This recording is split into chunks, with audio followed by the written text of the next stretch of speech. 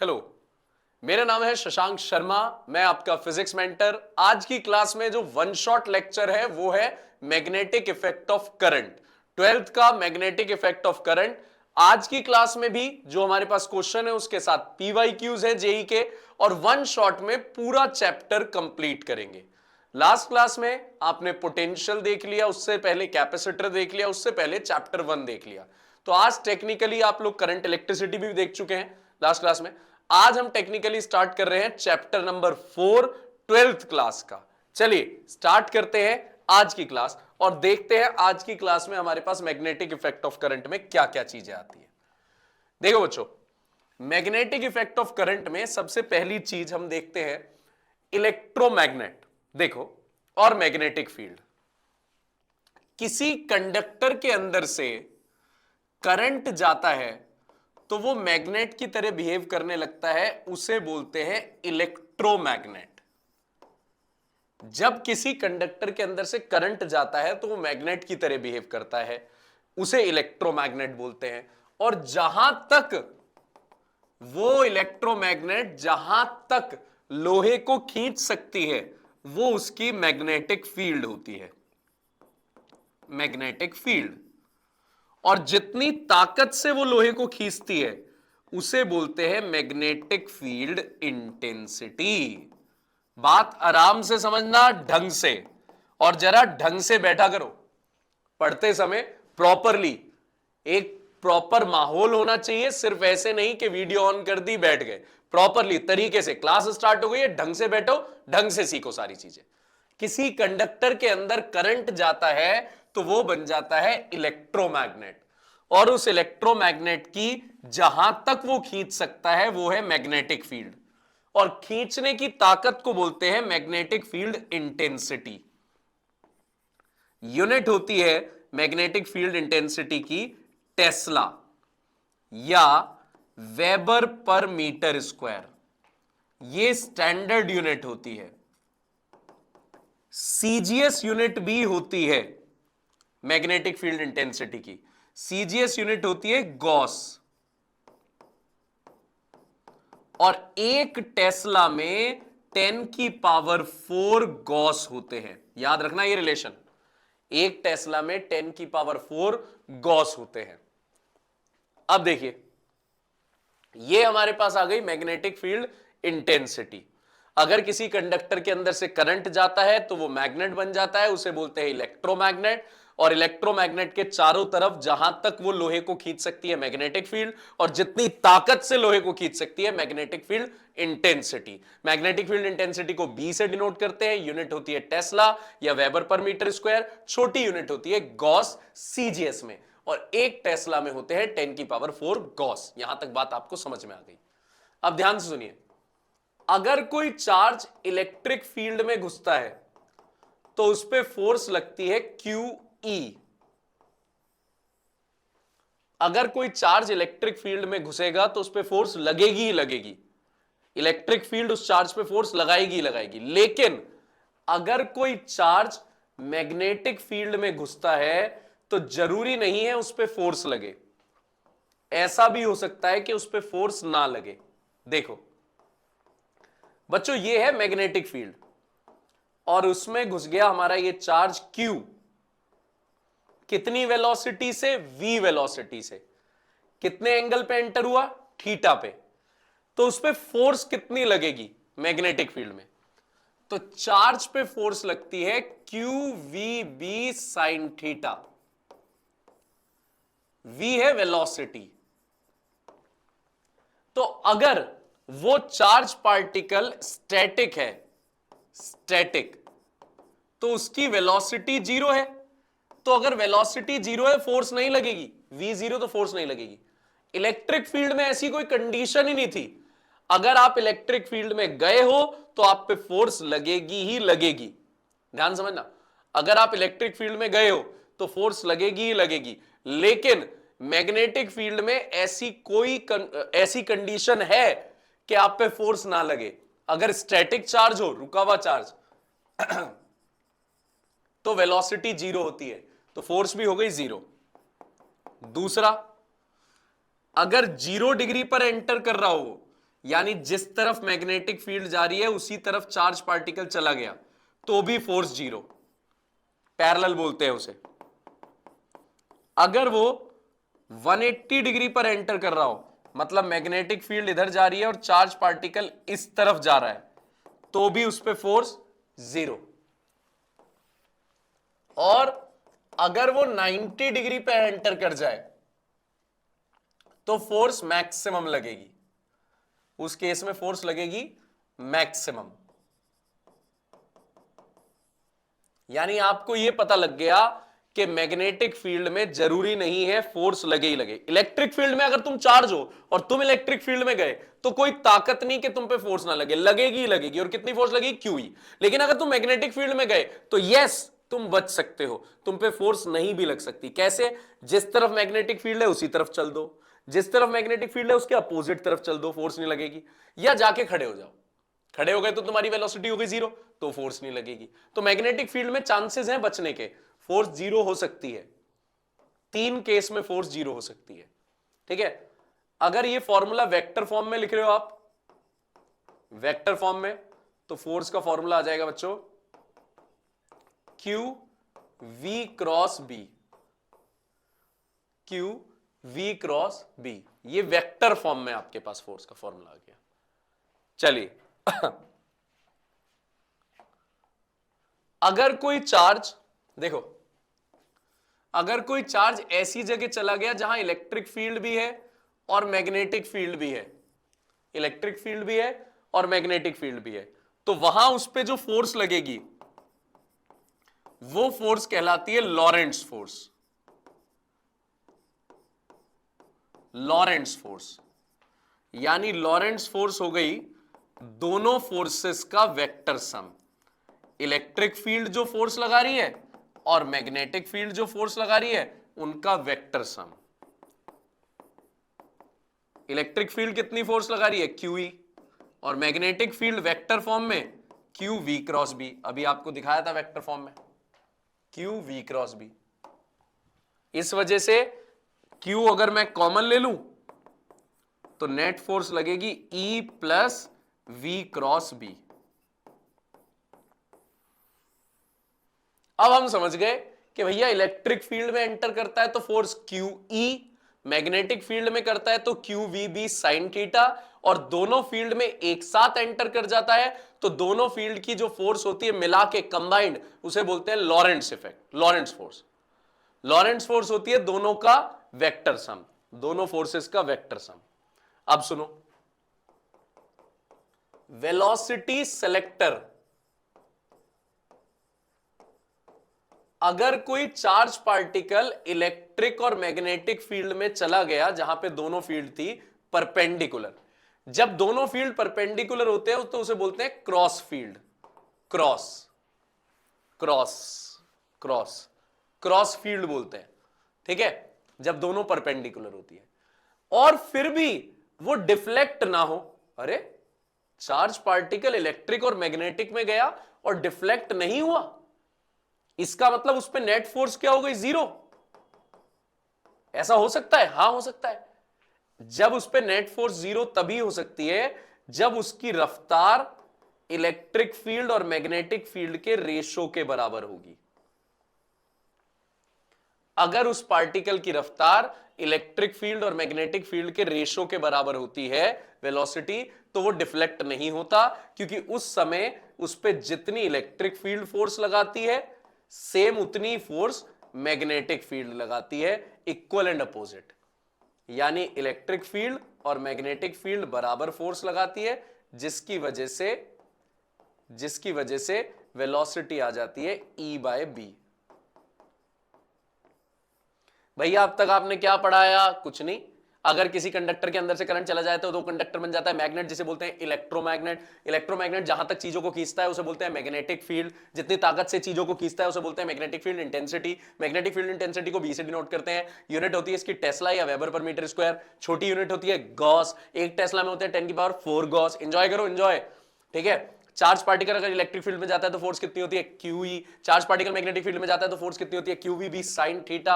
और अगर दोनों फील्ड में एक साथ चला जाए तो नेट फोर्स क्या होती है, नेट फोर्स होती है लॉरेंट्ज फोर्स, दोनों का वेक्टर सम। ऐसा भी हो सकता है कि दोनों फील्ड में चला जाए और फोर्स ना लगे, बिल्कुल हो सकता है, उसे क्या बोलते हैं हम, वेलोसिटी सेलेक्टर।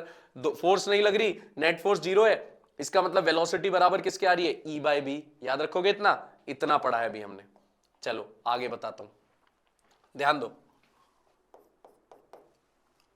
अब पाथ यानी ट्रेजेक्ट्री, देखते रहना सारी चीज। पाथ यानी ट्रेजेक्ट्री, सुनिए, अगर चार्ज पार्टिकल इलेक्ट्रिक फील्ड में गया 0 डिग्री पर, तो याद कर लो उसका पाथ रहेगा स्ट्रेट, स्ट्रेट। और अगर चार्ज पार्टिकल 90 डिग्री पर गया इलेक्ट्रिक फील्ड में, तो पाथ पैराबोला रहेगा। और अगर चार्ज पार्टिकल 0 और 90 के बीच एंटर हुआ तब भी उसका पाथ पैराबोला रहेगा। कहने का मतलब है इलेक्ट्रिक फील्ड में अगर कोई चार्ज जाता है, इलेक्ट्रिक फील्ड में चार्ज एंटर करता है, तो उसके दो ही तरह के पाथ होते हैं, स्ट्रेट या पैराबोला, स्ट्रेट या पैराबोला। अगर कोई चार्ज पार्टिकल मैग्नेटिक फील्ड में चला जाए तो 0 डिग्री पर, तो उसका पाथ रहेगा स्ट्रेट, क्योंकि उस पर फोर्स ही नहीं लगेगी, जैसा जा रहा है वैसे ही जाता रहेगा। अगर 90 डिग्री पे जाएगा तो मैक्सिमम फोर्स लगेगी, उसका पाथ रहेगा सर्कल। और जब कोई चार्ज पार्टिकल मैग्नेटिक फील्ड में 90 डिग्री पर जाता है तो उसका पाथ सर्कुलर रहता है और उसकी वेलोसिटी होती है कबर में। चार्ज पार्टिकल की वेलोसिटी होती है कबर में, V velocity, Q charge, B magnetic field, R radius, M मास। कहां से आया ये, जब वो गोल गोल घूम रहा है तो उसकी कौन सी फोर्स लग रही है, सेंट्रीपिटल फोर्स। और सेंट्रीपिटल फोर्स बराबर किसके होती है, मैग्नेटिक फोर्स के। तो सेंट्रीपिटल का फॉर्मूला mv²/r, मैग्नेटिक का formula QVB sin theta, theta कितना 90, थीटा कितना 90, V से V कट गया तो वेलोसिटी आ गई कबर में। ऐसे याद कर लो वेलोसिटी कबर में, ठीक है। एक चक्कर लगाने में कितना टाइम लेता है, टाइम पीरियड आता है 2πm/QB। भैया ये कहां से आया, सिंपल, टाइम का एक चक्कर लगाने का टाइम, टाइम होता है दूरी अपॉन रफ्तार। तो दूरी कितनी है 2πr, रफ्तार कितनी है v। भाई एक चक्कर लगाने की दूरी 2πr, रफ्तार v, v की जगह रख दो कबर में, आ जाएगा ये। फ्रीक्वेंसी निकालनी है, फ्रीक्वेंसी होता है 1/टाइम QB/2πm। भाई याद रखना सर्कल वाले के बहुत फॉर्मूले हैं। इलेक्ट्रिक फील्ड में path 0 degree straight, 90 degree parabola, 0-90 के बीच में parabola. Magnetic field 0 degree straight, 90 circular, और सर्कुलर में वेलोसिटी कबर में, टाइम पीरियड 2πm/QB, फ्रीक्वेंसी इसका उल्टा। और अगर 0 और 90 के बीच में चला जाए, 0 और 90 के बीच में, तो उसका पाथ रहता है हेलिकल, पाथ रहता है हेलिकल, स्प्रिंग जैसे पाथ को। और हेलिकल में पिच होती है 2πr cos theta, helical path में पिच होती है 2πr cos थीटा, ठीक है जी। अब देखो,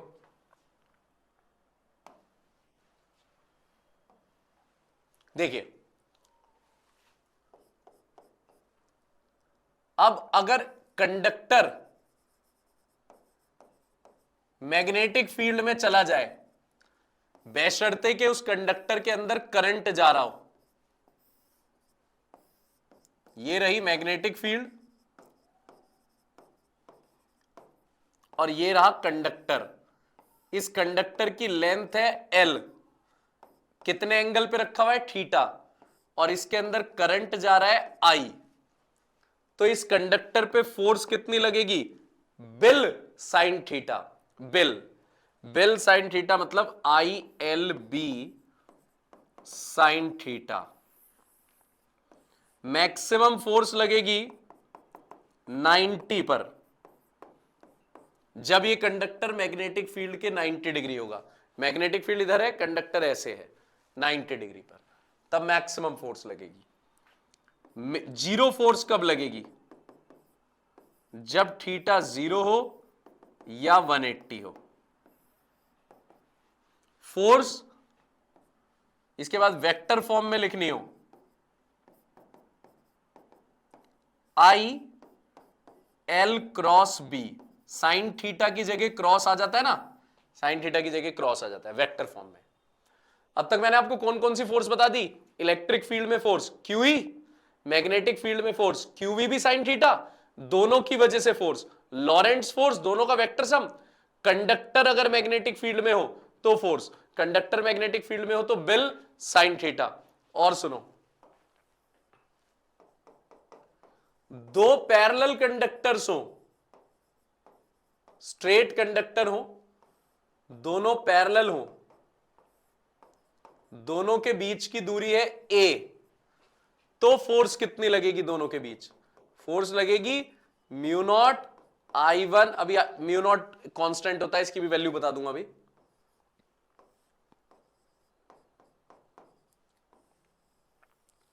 mu naught I1 I2 L upon 2 पाई ए। I1 I2 करंट, L हो गई लेंथ,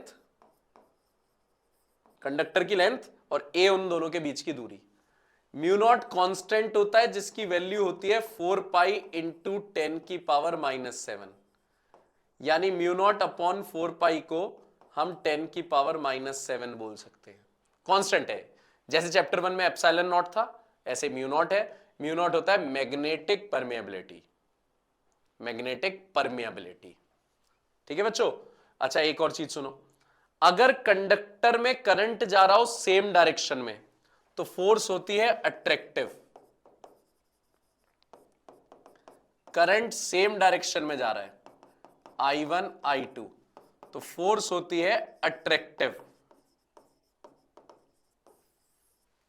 और अगर करंट जा रहा हो अपोजिट डायरेक्शन में तो इनके बीच की फोर्स होती है रिपल्सिव। ये फ्लेमिंग्स रूल के हिसाब से है, बस आपको ये याद रखना है, सेम डायरेक्शन में अट्रैक्टिव, अपोजिट डायरेक्शन में रिपल्सिव, बस इतनी सी बात याद रखनी है। आई होप समझ में आ गई बात यहां तक। आगे सुनो, अभी हमने पढ़ा अगर किसी के अंदर से करंट जाता है, अभी हमने पढ़ा किसी के अंदर से करंट जाता है तो मैग्नेट बन जाता है। कोई कंडक्टर के अंदर से करंट जा रहा है तो मैग्नेट बन जाता है। कौन सी मैग्नेट बन जाता है, इलेक्ट्रोमैग्नेट बन जाता है। इलेक्ट्रोमैग्नेट के चारों तरफ होती है मैग्नेटिक फील्ड, और खींचने की ताकत होती है मैग्नेटिक फील्ड इंटेंसिटी। तो अब ध्यान दीजिएगा, बायोट-सैवर्ट लॉ किसी भी शेप के कंडक्टर की मैग्नेटिक फील्ड इंटेंसिटी बता सकता है। बायोट-सैवर्ट लॉ किसी भी शेप के कंडक्टर की मैग्नेटिक फील्ड इंटेंसिटी बता सकता है। ये मेरे पास एक कंडक्टर है अजीबोगरीब शेप की, इसके अंदर से करंट जा रहा है, अरे भैया करंट जा रहा है तो ये मैग्नेट बन गया, और अगर ये मैग्नेट है तो इसके चारों तरफ होगी मैग्नेटिक फील्ड। मुझे निकालनी है इस जगह मैग्नेटिक फील्ड, इस जगह कितना एंगल है, थीटा। तो भाई मैग्नेटिक फील्ड का फॉर्मूला आएगा फिर इस हिसाब से, छोटी सी लेंथ ले लो, छोटी सी लेंथ dl, छोटी सी d जिसके आगे लग जाता है वो स्मॉल होता है, d का मतलब स्मॉल। तो अगर लेंथ छोटी सी है तो मैग्नेटिक फील्ड भी छोटी सी होगी, और फॉर्मूला होगा मैग्नेटिक फील्ड का mu naught upon 4 pi I dl sign theta upon r square. याद कर लो, बायोट-सैवर्ट लॉ के हिसाब से किसी भी कंडक्टर की मैग्नेटिक फील्ड होती है mu naught upon 4 pi I DL sine theta upon r square. DL और आर के बीच का एंगल होता है थीटा।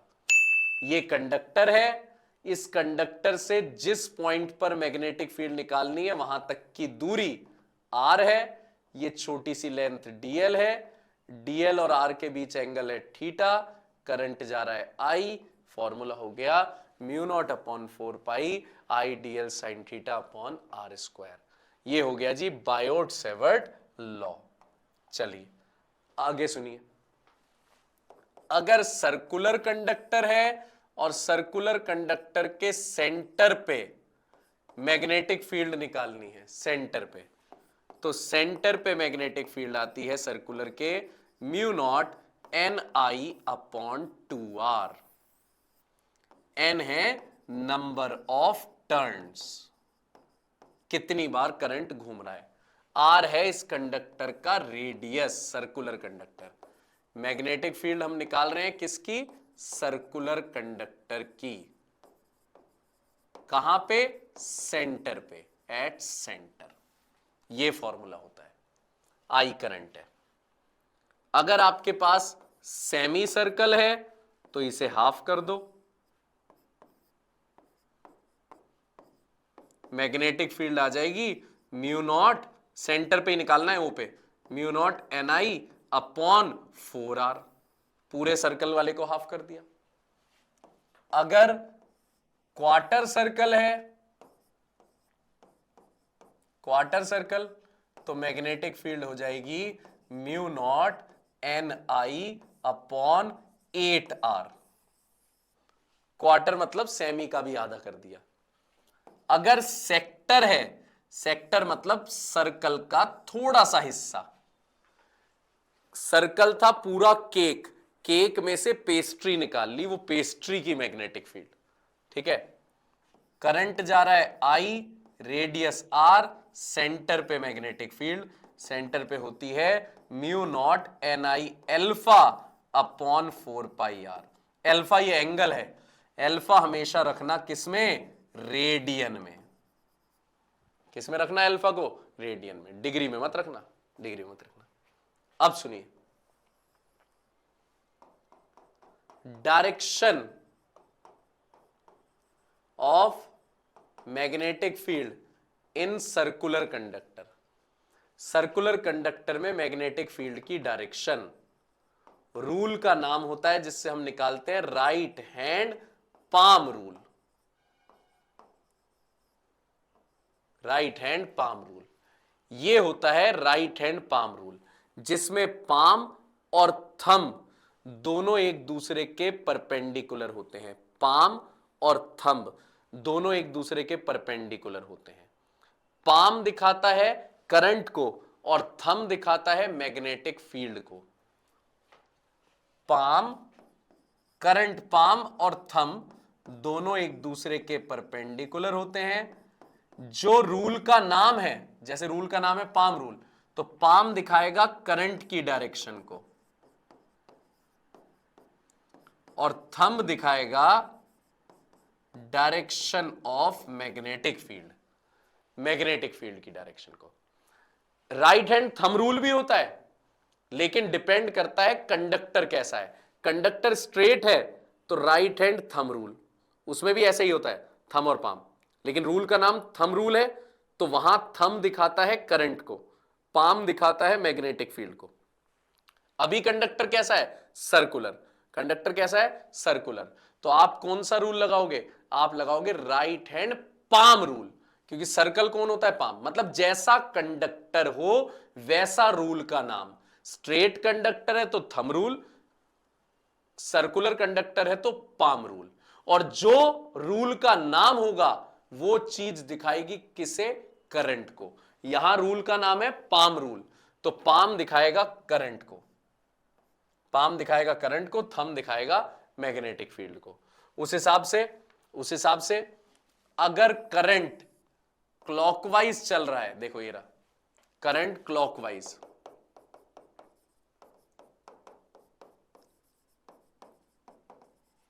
क्लॉकवाइज, अगर करंट क्लॉकवाइज चल रहा है, क्लॉकवाइज, तो मैग्नेटिक फील्ड अंदर होगी, अंदर। सीधा हाथ यूज करना, उल्टा मत करना, सीधा हाथ। करंट क्लॉकवाइज तो मैग्नेटिक फील्ड अंदर, एंटी क्लॉकवाइज तो मैग्नेटिक फील्ड बाहर। सीधा हाथ ही यूज करना है। Current clockwise, magnetic field perpendicularly inward. Inward को दिखाते हैं क्रॉस से, क्रॉस बना दिया यानी मैग्नेटिक फील्ड अंदर जा रही है, अंदर।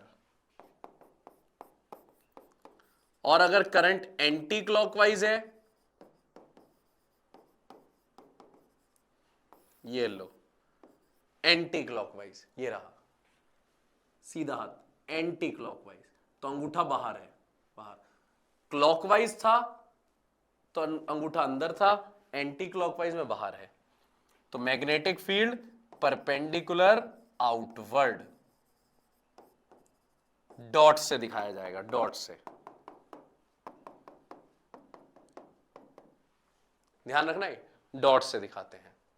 Clockwise magnetic field inward, anti clockwise बाहर। याद करने का तरीका बता दूं, अगर आपका समय सही चल रहा है तो हर कोई घर के अंदर बुलाएगा, आओ भाई साहब आओ। और अगर आपका समय खराब चल रहा है, एंटी चल रहा है, लात मार के बाहर भेजेंगे, लात मार के। कैमरे में तुम्हें दिखा नहीं, मैंने लात मारी थी इधर से, ठीक है। अगर समय क्लॉकवाइज है तो इनवर्ड, एंटी क्लॉकवाइज है तो बाहर। मतलब समय खराब चल रहा है तो बाहर, चल बाहर यहां से। समय सही चल, अरे आओ ना भाई साहब, कहां बाहर, कहां खड़े हो, अंदर आओ।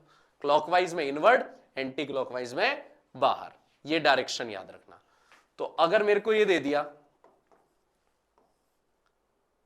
दो दो सेमी सर्कल दे दिए, करंट दोनों में जा रहा है ये क्लॉकवाइज, तो सेंटर पे मैग्नेटिक फील्ड क्या होगी भाई? इसमें क्लॉकवाइज जा रहा है तो इनवर्ड होगी इसकी मैग्नेटिक फील्ड, इसमें भी क्लॉकवाइज जा रहा है तो इसकी भी क्या होगी? इनवर्ड। जब दोनों की इनवर्ड है तो मैग्नेटिक फील्ड दोनों की क्या कर देना? प्लस। और फॉर्मूला किसका लगेगा? फॉर्मूला लगेगा सेमी सर्कल का, mu naught N I upon 4r, mu naught N I upon 4r, semi circle का लगेगा। बात समझ में आ गई? यहां पे हमने सेमी सर्कल का फॉर्मूला लगा दिया मैग्नेटिक फील्ड का, ठीक। और दोनों क्लॉकवाइज है तो मैग्नेटिक फील्ड दोनों के अंदर है, तो नेट वाली मैग्नेटिक फील्ड भी कहां होगी? इनवर्ड। देखो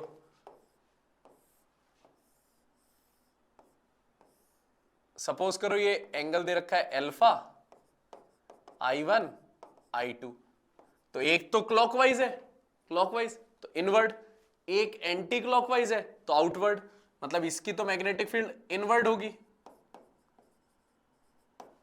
और इसकी मैग्नेटिक फील्ड होगी आउटवर्ड।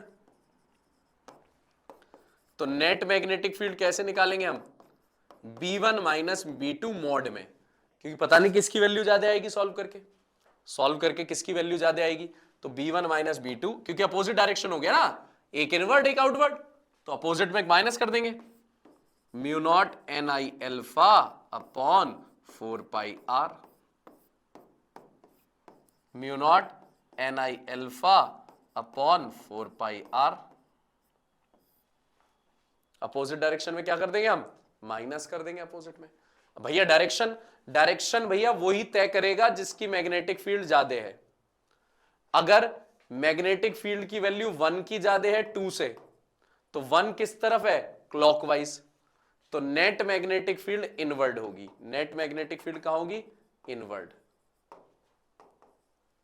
और अगर B2 ज्यादा है B1 से, वैल्यू में B2 ज्यादा है, तो B2 किस तरफ जा रहा है? एंटी क्लॉकवाइज, तो नेट मैग्नेटिक फील्ड होगी आउटवर्ड।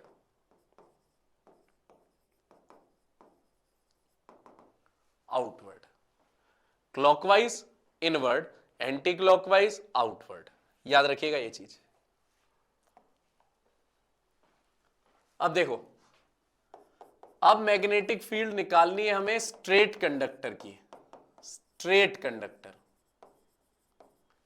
ये स्ट्रेट कंडक्टर है, इसमें करंट जा रहा है I और मुझे मैग्नेटिक फील्ड यहां निकालनी है। स्ट्रेट कंडक्टर से कितनी दूरी पर? A दूरी पर, A। तो सबसे पहले ना इन दोनों एंड पॉइंट्स को जोड़ देना, याद रखना बहुत सारे क्वेश्चन आते हैं इस पे। इन दोनों एंड पॉइंट्स को जोड़ देना, नीचे वाला एंगल φ1, ऊपर वाला φ2, φ1 φ2, इतना याद रखना। जब भी स्ट्रेट कंडक्टर की मैग्नेटिक फील्ड निकालते हैं तो सीधा जोड़ देते हैं ए, नीचे वाला φ1 ऊपर वाला φ2, और फिर मैग्नेटिक फील्ड का फॉर्मूला आता है म्यू नॉट आई, याद कर लो, upon 4 pi a sign φ1 plus sign φ2। आई है करंट, ए है डिस्टेंस, φ1 φ2 है आपके पास क्या, φ1 φ2 है एंगल्स। स्ट्रेट कंडक्टर की मैग्नेटिक फील्ड ऐसे। अगर आपके पास ये करंट जा रहा है, लॉन्ग स्ट्रेट कंडक्टर है, लॉन्ग स्ट्रेट मतलब के infinite straight, infinite straight long straight एक ही बात है, तो इसका मतलब इसके एंड्स ही नहीं पता कहां तक जा रहे हैं, दोनों एंड्स ही नहीं पता कहां तक जा रहे हैं। तो कैसे निकालें भैया, ये पॉइंट है, यहां मैग्नेटिक फील्ड निकालनी है, पहले सीधा जोड़ दो ए। अब तो मुझे एंड्स ही नहीं पता, ये मिलाने होते हैं ना φ1 φ2, तो मुझे तो एंड्स ही नहीं दिख रहे कहां तक जा रहे हैं, तो कैसे मिलाऊं। तो आप कैसे मिलाओगे इस केस में, आप ऐसे ले जाओगे लाइंस, मतलब कितना एंगल बन गया 90, कितना एंगल बन गया 90। तो φ1 φ2 दोनों लगभग 90 के बराबर हो गए, φ1 φ2। तो जब यहां 90 90 रखूंगा, साइन 91 साइन 91, 1 + 1 2, 2 से 4 काटूंगा 2 आ जाएगा, यानी लॉन्ग स्ट्रेट की मैग्नेटिक फील्ड आती है mu naught I upon 2 pi A, long straight हो। सेकंड देखो, यहां निकालना है बिल्कुल एंड के सामने, एंड के सामने, एक एंड के सामने। तो पहले तो सीधा जोड़ दो ए, फिर इसे जोड़ दो, ये एंगल कितना हो गया φ1, ये एंगल कितना हो गया φ1। अब ऊपर जोड़ दो, अब ऊपर तो कुछ है ही नहीं, यानी φ2 कितना आ गया, ऊपर तो कुछ है ही नहीं, तो φ2 कितना आ गया, φ1 तो हो गया हमारे पास, φ1 तो φ1 ही हो गया, और φ2 जब ऊपर कंडक्टर ही नहीं बचा तो φ2 कितना आ गया 0, तो ये रख देना यहां पे। यही सिखा रहा हूं मैं आपको क्या लिखना होता है, ठीक है, मतलब एंड पॉइंट्स जोड़ने होते हैं, उसके हिसाब से देखते हैं। अब देखो जैसे ये है, एक तरफ से तो इन्फिनिटी जा रहा है, लॉन्ग है, और एक तरफ से एंड के सामने निकालना है, तो एंगल क्या बनेंगे, सीधे जोड़ दो ए। और अगर वीडियो देखते हो तो यार वीडियो में कुछ लिख दिया करो, अच्छा अच्छा कमेंट में लिख दिया करो जो पढ़ के अच्छा लगे। और आदित्य ये तेरे सपोर्ट का ही है, नीट के सपोर्ट का भी है भाई, ये तुझे बताया था कि नीट में थोड़ा 12th के चैप्टर्स हाई जाते हैं, तो जेई का के ही क्वेश्चन सीखने पड़ेंगे अगर आपको वो स्ट्रॉन्ग करना है। तो तेरे मतलब क्या है आदित्य, देखो यहां तुम सीधे जोड़ दो इसे 90 जो हो गया ये, और इसके एंड पॉइंट के लास्ट तो कुछ है ही नहीं, यानी φ1 तो हो गया 90, जिस तरफ से इन्फिनिटी जा रहा हो वो 90, और भाई φ2 तो कुछ है ही नहीं, तो φ2 क्या हो गया 0। तो ये बता रहा हूं मैं आपको बात, इस तरीके से ढूंढना होता है आपको स्ट्रेट कंडक्टर में। ये है आपके पास करंट, यहां निकालना है मैग्नेटिक फील्ड, तो एक्स जो सेम एक्सिस होती है, सेम एक्सिस पे मैग्नेटिक फील्ड नहीं होती, स्ट्रेट कंडक्टर की अपनी एक्सिस पर मैग्नेटिक फील्ड नहीं होती। डायरेक्शन बतानी है किसकी, मैग्नेटिक फील्ड की, किसमें, स्ट्रेट कंडक्टर में। कौन सा रूल इस्तेमाल होगा, राइट हैंड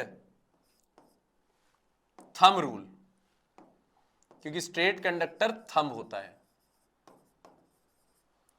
इसमें पाम और थंब दोनों परपेंडिकुलर होने चाहिए। थंब दिखाएगा डायरेक्शन ऑफ करंट को, पाम दिखाएगा डायरेक्शन ऑफ मैग्नेटिक फील्ड को। मैंने बताया था जो रूल का नाम है उस हिसाब से, ठीक है। रूल का नाम है थंब रूल। तो थंब दिखाएगा करंट को और पाम दिखाएगा मैग्नेटिक फील्ड को। तो देखो अगर ऐसे जा रहा है करंट, स्ट्रेट कंडक्टर में ऐसे जा रहा है, तो मैग्नेटिक फील्ड इस तरफ से तो इनवर्ट जाएगी, राइट हैंड थंब रूल, इस तरफ से इनवर्ट जाएगी, इनवर्ट, और उधर से घूम के आउटवर्ड आएगी। ठीक है, यानी ऐसे यहां से जाएगी इनवर्ड और इधर से घूम के आएगी आउटवर्ड।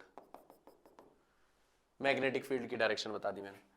करंट नीचे जा रहा है, नीचे, तो इधर से आउटवर्ड आएगी इस तरफ से और ऐसे घूम के इनवर्ड आएगी। ठीक है, आउटवर्ड, इनवर्ड। ठीक है जी, ये स्ट्रेट कंडक्टर की मैग्नेटिक फील्ड देखने का तरीका है। डन। तो याद रखना पहले ना, अब एक काम कर लो, अभी मैं आगे चल रहा हूं, कुछ क्वेश्चंस कराऊंगा, फिर आगे टॉपिक कराऊंगा, फिर क्वेश्चंस कराऊंगा, ऐसे चलेगा चैप्टर। तो आप ना वीडियो रोक के एक बार यहां से यहां तक जितने भी मैंने फॉर्मूले बताए हैं वो लिख लो, नहीं तो तुम्हें कंफ्यूजन आएगा अब क्वेश्चन में, क्योंकि फॉर्मूले बहुत बता दिए। एक और फॉर्मूला बता देता हूं, एक और फॉर्मूला, ठीक है, उसके बाद वीडियो रोक के देखना। सर्कुलर कंडक्टर है, उसकी मैग्नेटिक फील्ड निकालनी है एक्सिस पर, सर्कुलर की एक्सिस पर।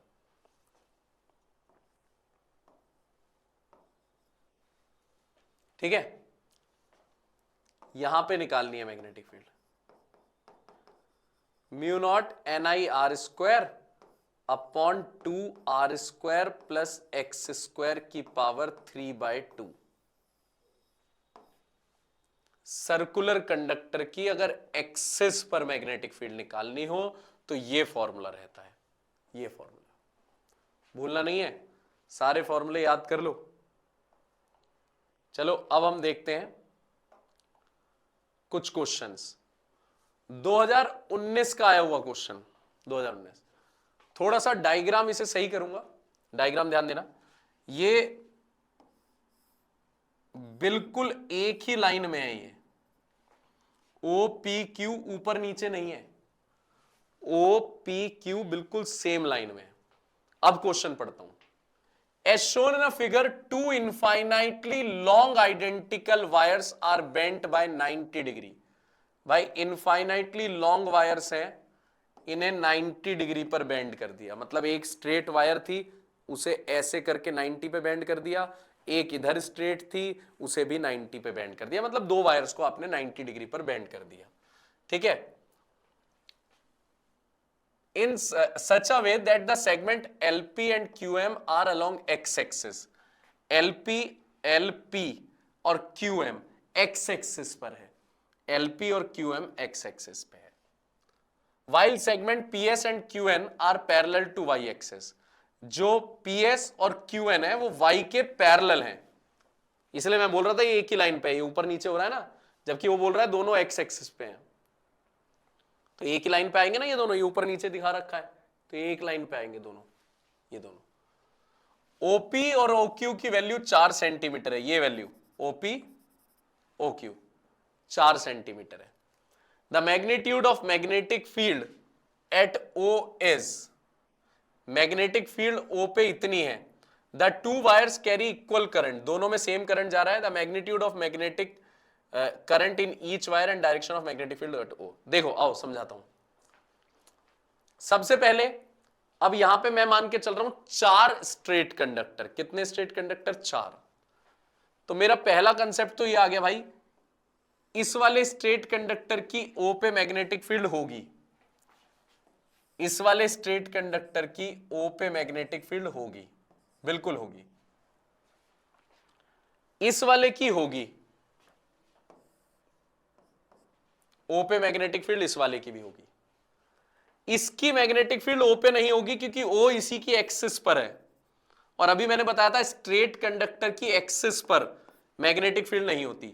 इसकी भी नहीं होगी, यानी इसकी भी नहीं होगी और इसकी भी, क्योंकि ओ इन दोनों की एक्सिस पर है।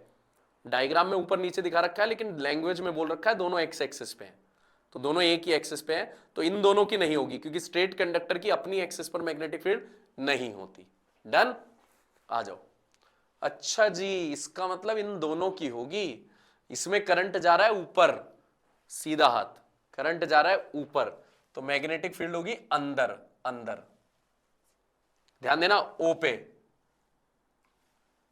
अब दूसरे का देखना, उसकी भी अंदर होगी।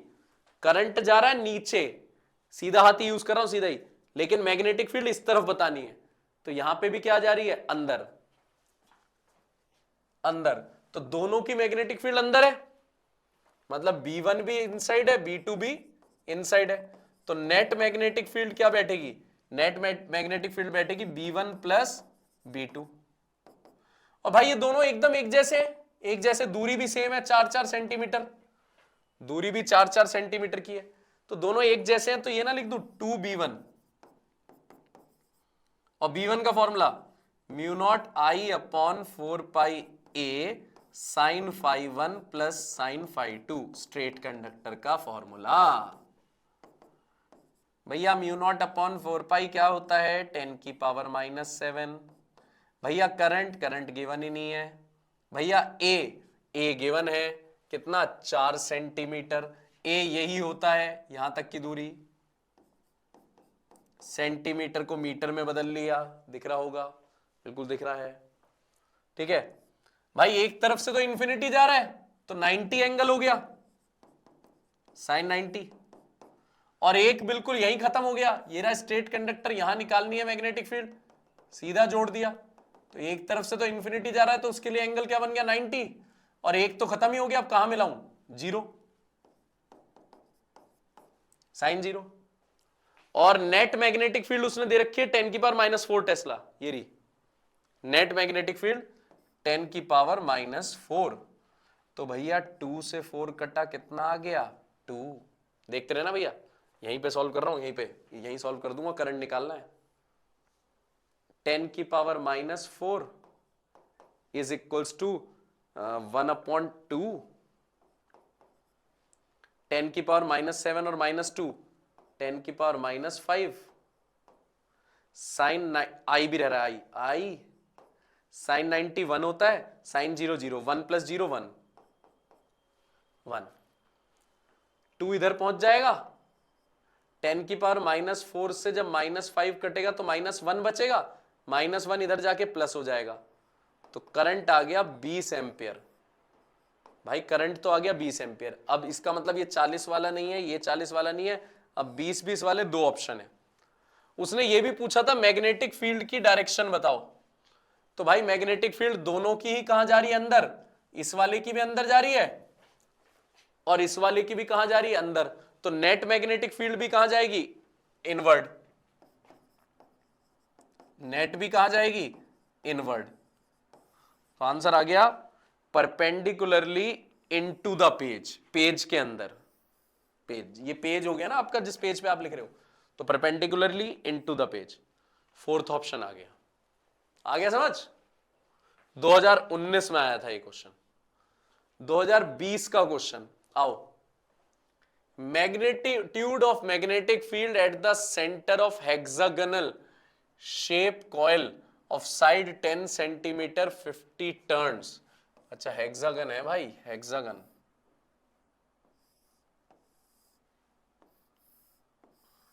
हेक्सागन, और कहां पे निकालना है इसका magnitude of magnetic field, at the centre of hexagonal centre, side इसकी है 10 सेंटीमीटर, ठीक है 10 सेंटीमीटर, 50 टर्न्स है, ठीक है। Carrying a current I, I current जा रहा है, आई करंट बताना है आपको, और मैग्नेटिक फील्ड जो दे रखी है उसकी यूनिट दे रखी, अच्छा मैग्नेटिक फील्ड बतानी है, मैग्नेटिक फील्ड बतानी है, और mu naught I upon pi ये दे रखा है, इसके अलावा क्या आएगा, ओहो भाई स्ट्रेट कंडक्टर है, 6 के 6 स्ट्रेट कंडक्टर है भाई, एक की निकालूं बाकी की वो कर दूं, सेम आंसर आएगा, क्यों, देखो करंट इसमें ऐसे जा रहा है, मैग्नेटिक फील्ड इनवर्ड, ठीक है, इसमें ऐसे जा रहा है मैग्नेटिक फील्ड इनवर्ड, इसमें ऐसे जा रहा है मैग्नेटिक फील्ड इनवर्ड, इसमें ऐसे जा रहा है मैग्नेटिक फील्ड इनवर्ट, तो भाई सबकी मैग्नेटिक फील्ड इनवर्ट बैठेगी।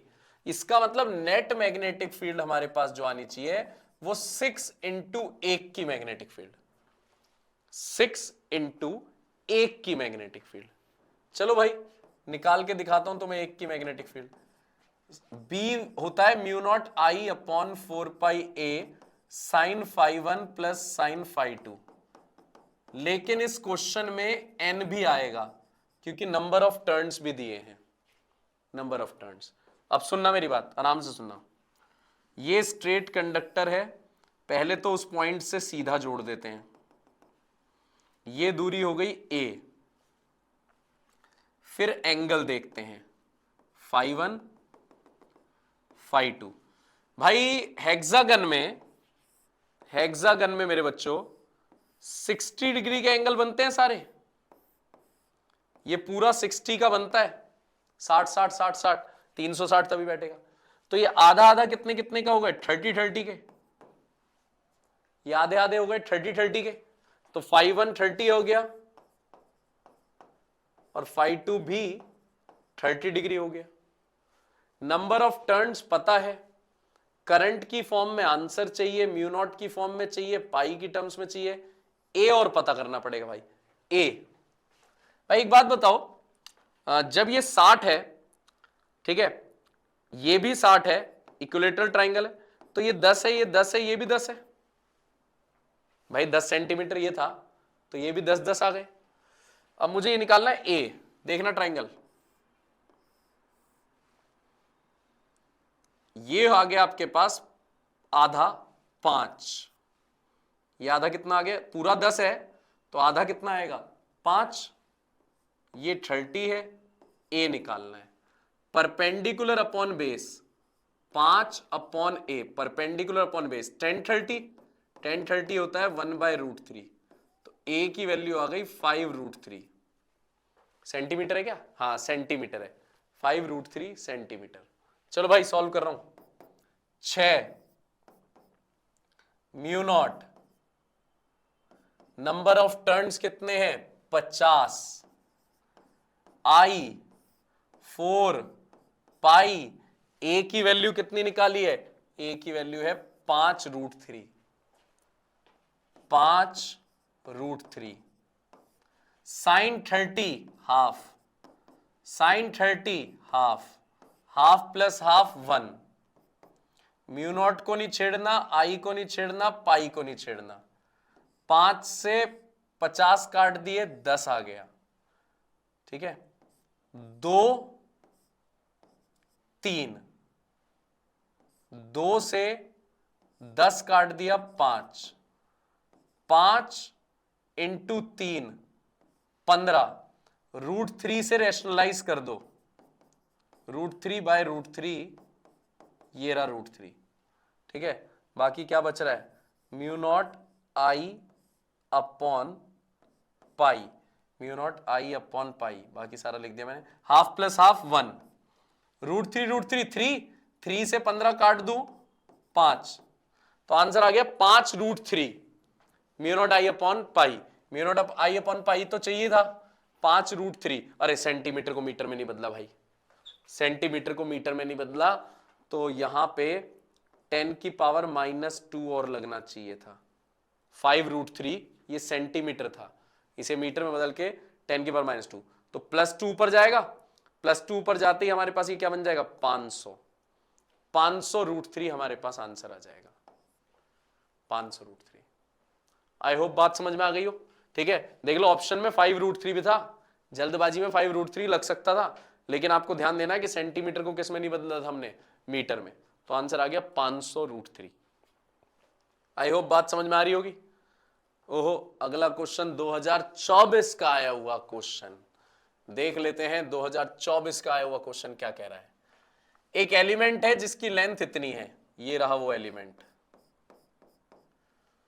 ओरिजिन पे रख दिया, ओरिजिन पे रख दिया, carries a large current 10 ampere, अच्छा इसके अंदर करंट जा रहा है 10 एम्पियर, मैग्नेटिक फील्ड बतानी है वाई एक्सिस पर, यहां पे कितनी दूरी पर, 0.5 मीटर की दूरी पर, इस पॉइंट पर मैग्नेटिक फील्ड बतानी है। डेल्टा एक्स की वैल्यू है 1 सेंटीमीटर, ठीक है, 1 सेंटीमीटर मतलब 10 की power -2 metre.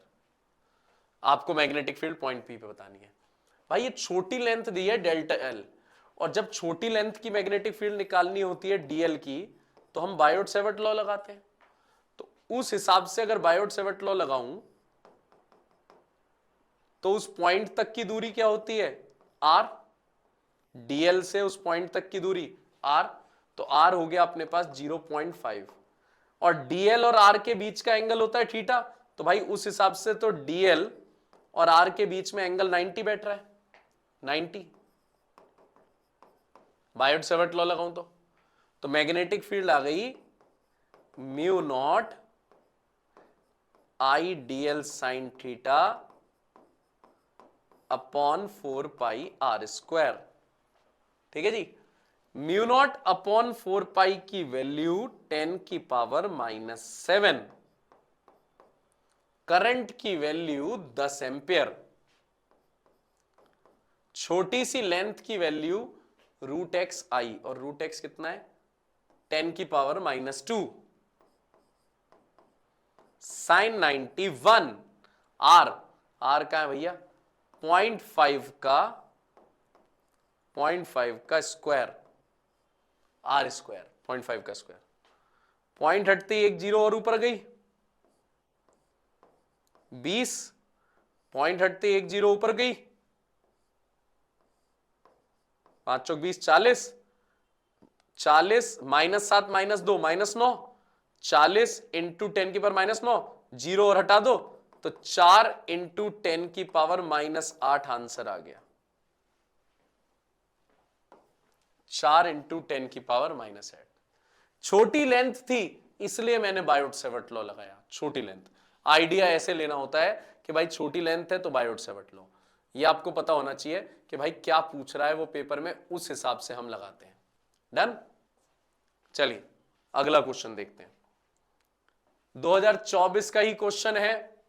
Current of 5 ampere flows in A square loop, square loop है भाई, स्क्वायर लूप, जिसकी साइड 1 मीटर है, okay, placed in air, the magnetic field at the centre of loop, centre पे magnetic field है, centre पे x√2 into 10 की power -7 Tesla.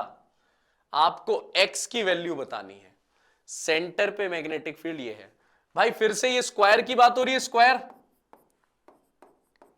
तो क्यों ना एक की मैग्नेटिक फील्ड निकाल के बाकी 4 से मल्टीप्लाई कर दूं, क्योंकि सब इनवर्ट है। देखो करंट ऐसे इनवर्ट, ऐसे इनवर्ट, ऐसे इनवर्ट, ये ऊपर वाला भी जब घूम के नीचे आएगा ऐसे तो ये भी इनवर्ट, तो सारी मैग्नेटिक फील्ड इनवर्ट जा रही है। तो मैं इसे लिख सकता हूं 4 1, है ना, 4 1, एक की मैग्नेटिक फील्ड को 4 टाइम्स कर दूं, mu naught upon 4 pi I, mu naught I upon 4 pi a sine phi 1 plus sine phi 2 is equals to x√2 into 10 की पावर -7। अब ध्यान देना जरा, यहां पे ये कंडक्टर है, पहले इसे सीधा जोड़ दो, यही तो a होता है, तो a कितना बैठेगा, हाफ, टोटल 1 है तो a कितना बैठेगा, हाफ, ठीक है। अब एंड पॉइंट्स जोड़ने होते हैं, फाई 1 फाई 2, भाई आप जानते हो स्क्वायर के जो डायगोनल्स हैं वो 90 डिग्री पर मिलते हैं, 90, तो फिर आधा आधा कितना होगा, 45 45, 90 पे मिलते हैं तो आधा आधा कितना होगा, 45 45, म्यू नॉट अपॉन 4 पाई की वैल्यू 10 की पावर -7, करंट, करंट कितना है 5, a half metre, sine 45 plus sine 45, 45 45 बैठे एंगल, 1/√2 प्लस 1/√2, 2/√2, x√2 इंटू 10 की पावर -7, 10 की पावर -7 से -7 गया, ठीक है, 2 ऊपर आ जाएगा, 2 ऊपर, तो 4 दूनी 8, 8 पंजे 40, 40 दूनी 80, 80 अब नीचे रह गया √2 इज इक्वल्स टू एक्स √2। √2 नीचे आएगा, √2 इधर से नीचे आएगा, √2 क्या हो जाएगा 2 से 80 को काटूंगा 40, आंसर आ जाएगा 40। ओके, क्लियर है? खुद भी करते रहो ये क्वेश्चंस, ऐसे खाली मत बैठो, मैं मेहनत कर रहा हूं तुम भी करो। अब कमेंट में लिख दिया करो, एक आध यार दोस्त को आगे फॉरवर्ड कर दिया करो, काम की चीज है, अच्छे कंटेंट है, पूरा चैप्टर निपट रहा है, सारे क्वेश्चंस हो रहे हैं, लेवल के क्वेश्चन हो रहे हैं, अप्लाई करने आ रहे हैं फॉर्मूले, करते रहो। और अगर अच्छा लगे तो कमेंट में लिख दिया करो कि मेहनत चल रही है भैया, ऐसे ही करते रहो, थोड़ा सा बूस्ट मिलेगा, आगे और मेहनत होगी। ठीक है, 40 आ गया। आगे चलते हैं, magnetic field at the centre of current carrying circular coil, circular current loop. आगे ठीक है, पढ़ चुके हैं, स्टार्ट करते हैं 2019 का question. A current loop having 2 circular arc, भाई 2 आर्क हैं, दिख रही है मेरे को भी, joined bye 2 radial lines, radial lines भी दिख रही है, shown in figure. It carries a current of 10 ampere, 10 ampere का करंट जा रहा है इसमें, इसमें भी 10 एम्पियर है, इसमें भी 10 एम्पियर है। क्या चाह रहा है अब ये? Magnetic field at the point O will be close to, किसके नियर बाय मैग्नेटिक फील्ड होगी? O पे। कर देते हैं भाई। भाई एक में जा रहा है एंटी क्लॉकवाइज, एंटी क्लॉकवाइज, तो इसकी मैग्नेटिक फील्ड होगी आउटवर्ड। ये जा रहा है क्लॉकवाइज, तो इसकी मैग्नेटिक फील्ड होगी इनवर्ड। तो नेट मैग्नेटिक फील्ड O पे होगी, अगर इसे 1 दे रहा हूं नाम, इसे 2, तो मैग्नेटिक फील्ड होगी B2 माइनस B1। और सेक्टर है formula mu naught NI alpha, भाई सेक्टर है ना, sector NI alpha upon 4 pi A, 4 pi R, mu naught NI alpha upon 4 pi R, R2 mu naught NI alpha upon 4 pi R1। देखते रहना, देखते रहना। Common ले रहा हूं म्यू नॉट अपॉन 4 पाई, हाँ भैया ले सकते हो भैया। नंबर ऑफ टर्न्स जब नहीं दिए होते 1 मानते हैं, नंबर ऑफ टर्न्स दिए तो नहीं है ना, कहीं नहीं दिए, 1 मानते हैं जब नंबर ऑफ टर्न्स ना दिए। करंट भैया दोनों पे सेम है, 10 एम्पियर, कॉमन ले लो 10 भैया। अल्फा एंगल दोनों के लिए 45 डिग्री है भैया, कॉमन ले लो अल्फा। अब बचा क्या? 1 upon R2 minus 1 upon R1। देखते रहे ना, म्यू नॉट अपॉन 4 पाई की वैल्यू 10 की पावर -7 इंटू 10। अल्फा भैया अल्फा है 45, 45 कितना होता है? π/4, क्योंकि रेडियन में रखना है, रेडियन में जब भी कभी डिग्री को रेडियन में बदलना हो, डिग्री को π/180 से मल्टीप्लाई कर देना, रेडियन बन जाता है। π/180 से मल्टीप्लाई कर देना, रेडियन बन जाता है। 1 अपॉन R2 भैया, R2 कितना बैठ रहा है पूरे का? ये रहा R2, तो ये वाला है 3 सेंटीमीटर को मीटर में बदल दो, 10 की पावर -2। R1 पूरे का R1 कितना बैठ रहा है भैया? 3 और 2 5, रेडियस तो पूरा होता है ना भाई, पूरा 5,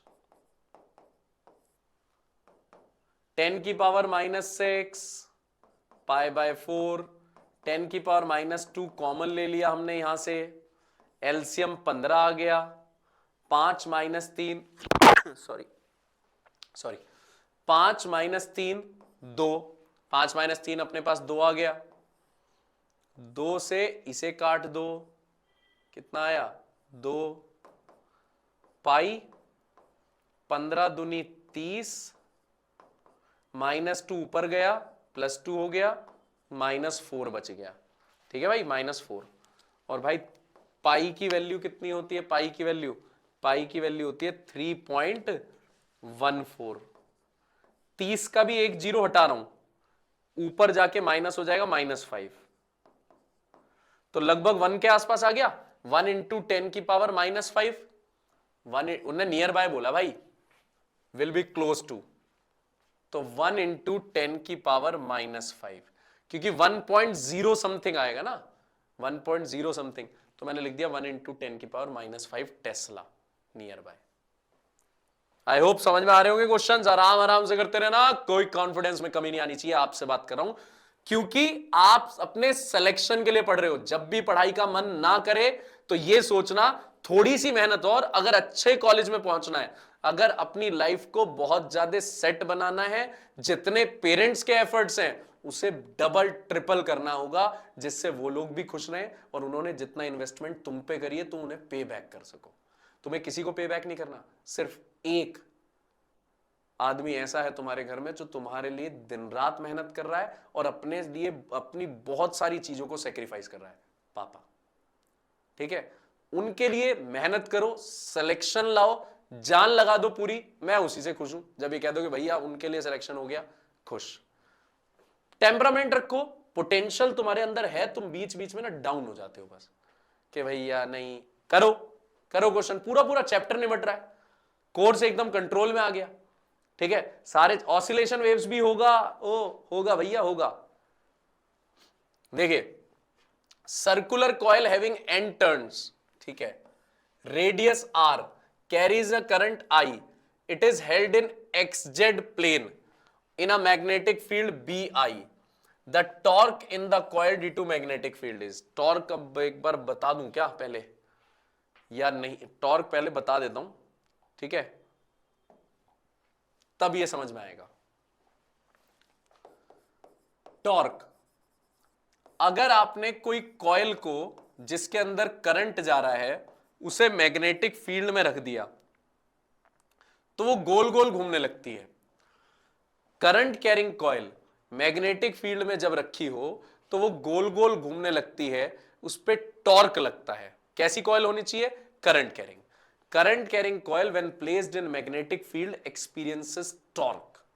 ठीक है, टॉर्क कितना लगता है? टॉर्क का फॉर्मूला होता है बीना, बीना बोलो बानी बोलो एक ही बात है, बीना कॉस थीटा या बीना साइन थीटा। भैया इसमें तो जमीन आसमान का अंतर है कॉस और साइन में। नहीं, मैं कुछ और सिखाना चाह रहा हूं, सुनना। एन नंबर ऑफ टर्न्स है, उस कॉइल के अंदर कितना करंट जा रहा है। जैसे ये कॉइल है, अगर आप इस कॉइल को मैग्नेटिक फील्ड में रख दोगे, एक तरफ नॉर्थ मैग्नेट एक तरफ साउथ, नॉर्थ से साउथ जाती है मैग्नेटिक फील्ड, और इस कॉइल के अंदर करंट जा रहा है। कॉइल के अंदर करंट जाना चाहिए और अगर आप उसे मैग्नेटिक फील्ड में रख दोगे तो वो गोल गोल घूमने लगेगी। कॉइल के अंदर करंट जाना चाहिए और अगर आप उसे मैग्नेटिक फील्ड में रख दोगे तो वो गोल गोल घूमने लगेगी। और टॉर्क का फॉर्मूला कितना हो जाएगा? टॉर्क का फॉर्मूला हो जाएगा बीना कॉस थीटा। एन है नंबर ऑफ टर्न्स, आई है करंट, लिख देता हूं करंट, ए है एरिया ऑफ कॉइल, जो कॉइल घूम रही है उसका एरिया, बी मैग्नेटिक फील्ड। अब थीटा ढंग से समझना, अगर कॉस थीटा इस्तेमाल कर रहे हो, कॉस थीटा, तो थीटा है कॉइल और मैग्नेटिक फील्ड के बीच का angle, angle between coil and magnetic field, अगर कॉस थीटा इस्तेमाल कर रहे हो।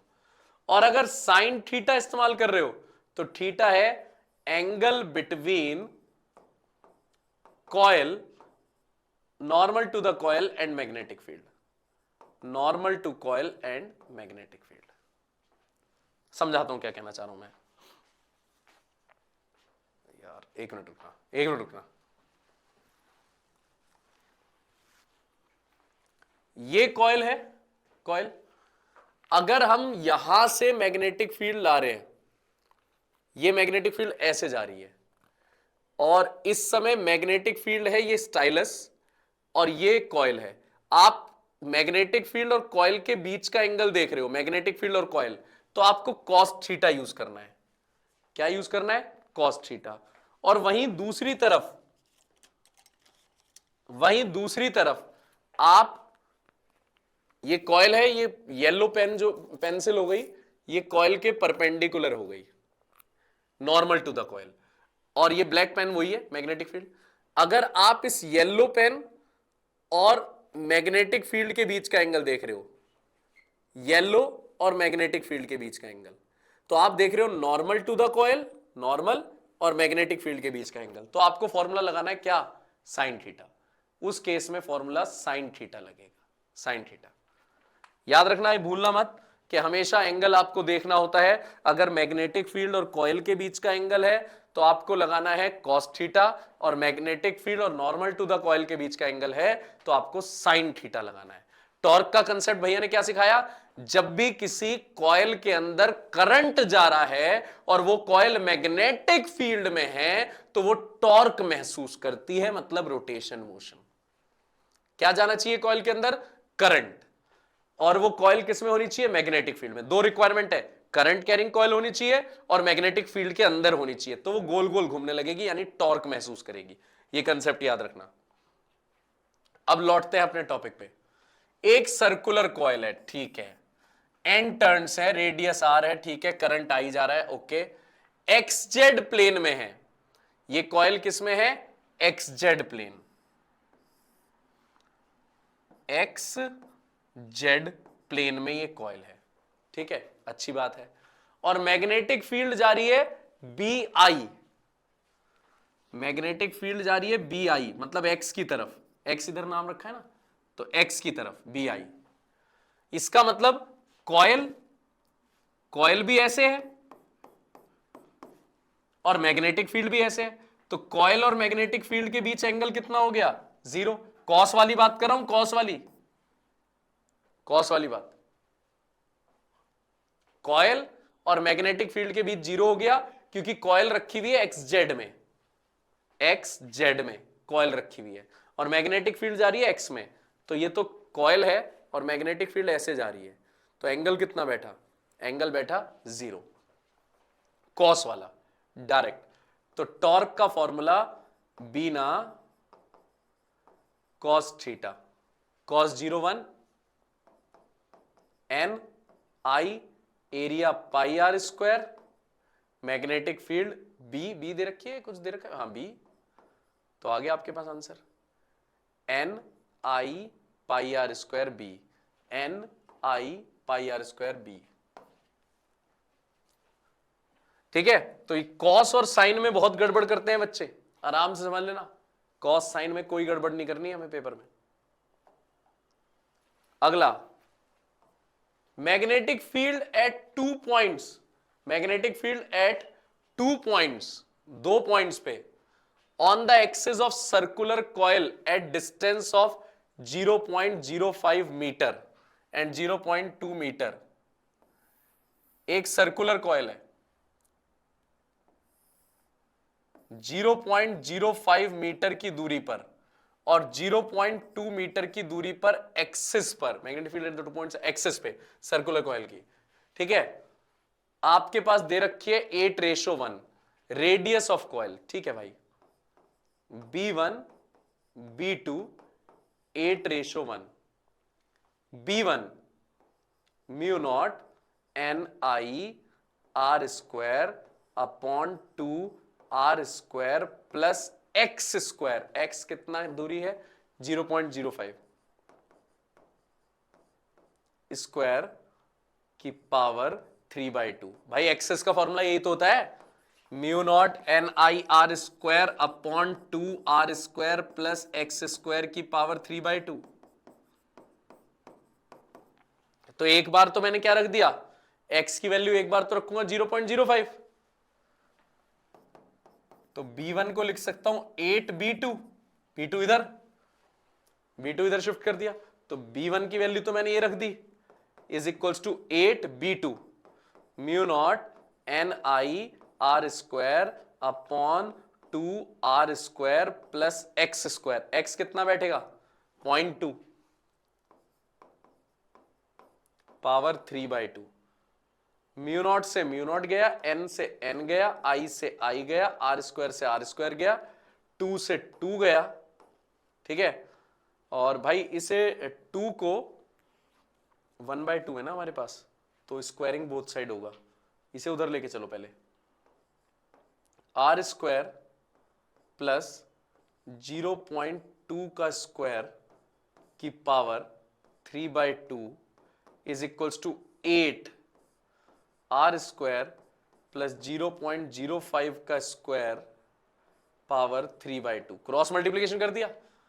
अब पूरी इक्वेशन को 2/3 से मल्टीप्लाई कर रहा हूं, पूरी इक्वेशन को 2/3 से, जिससे ये 3/2 हट जाए पावर में, 2/3 2/3 2/3। कैलकुलेशन देखना कैसे सॉल्व कर रहा हूं, 2/3 से कर दिया मैंने। अब देखते रहना, आर स्क्वायर, एक मिनट भाई बोर्ड वो बदल रहा हूं, 8 को मैं लिख सकता हूं 2 का क्यूब, 8 को लिख सकता हूं 2 का क्यूब, तो 2 क्यूब की पावर 2/3, 3 से 3 कट गया, 2 दूनी 4, यानी ये 4 आ गया, 4। अब ब्रैकेट खोल रहा हूं, आर स्क्वायर प्लस 0.04, ये 4 है, 4 की मल्टीप्लाई इससे करूंगा, 4r स्क्वायर प्लस 4 इंटू 0.0025, 0.0025, तो क्या बन गया 4 आर, यही लिख दूं क्या यार, एक मिनट रुकना, यहीं पे सॉल्व कर रहा हूं, देखते रहो, थोड़ा छोटा कर दिया है, देखना, R square plus 0.04 is equals to 4r square plus 25 चौके 100, 0.0100, ठीक है।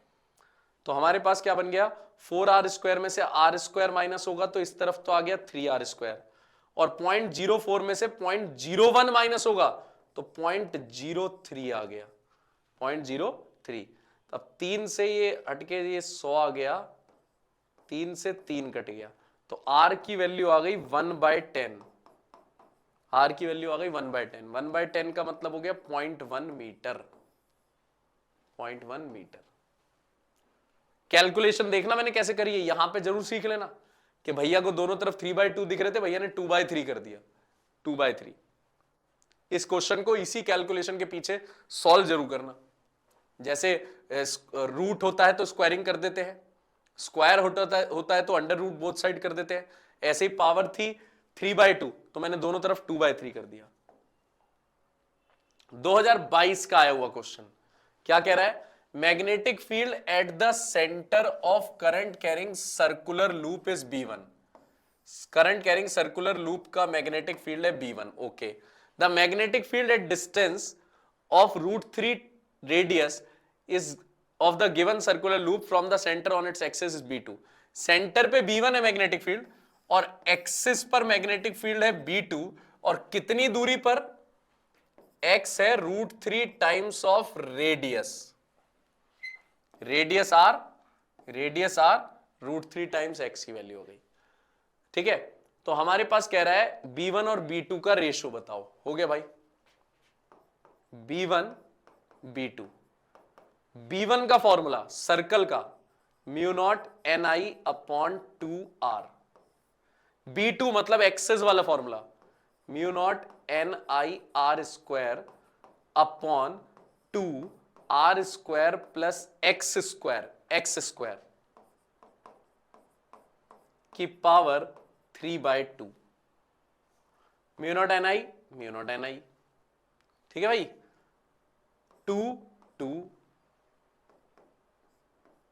1/r, 1/r बच रहा है, उल्टा कर दो, यहां बच रहा है 1/r, ये ऊपर जाएगा तो ये कितना हो जाएगा, r² प्लस 3r², बच्चों r² प्लस 3r², √3 का स्क्वायर 3 हो जाएगा ना,